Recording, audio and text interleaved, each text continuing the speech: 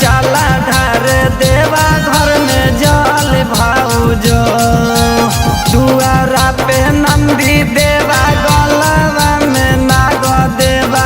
दुआरा पे नंदी देवा गलवा में नाग दे। कैलाश पर बैठल भोलेनाथ भाऊजो। आह चला ढार देवा घर में जल भाऊजो। आह चला ढार देवा घर में जल भाऊजो। आह चला ढार देवा घर में जल भाऊजो। आह चला ढार देवा घर में जल भाऊजो। आह चला ढार देवा घर में जल भाऊजो।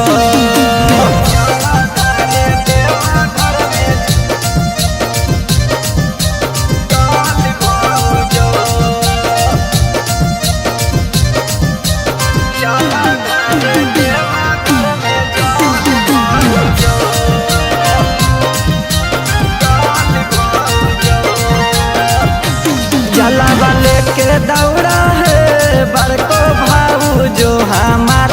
भंगिया पिसक के लावा है भूखल भोला तोहार। जलावा लेके दौड़ा है बड़को भाऊजो हमार। भंगिया पिसक के लावा है भूखल भोला तोहार। सिंगार मत करा भौजी कवर सजावा। कवर सजावा भौजी कवर सजावा। बाबा भोले रखतिन खयाल भाऊजो। आह चला ढार देवा घर में जल भाऊजो। आह चला ढार देवा घर में जल भाऊजो। आह चला ढार देवा घर में जल भाऊजो।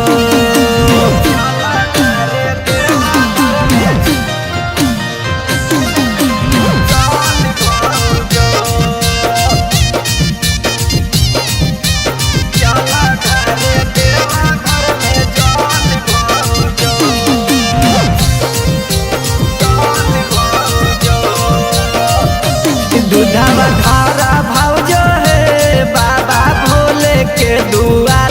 दुखवा हर लेथुन है बाबा भोला तोहार। दूधवा धारा भाऊजो है बाबा भोले के दुआर। दुखवा हर लेथुन है सबके भोला तोहार।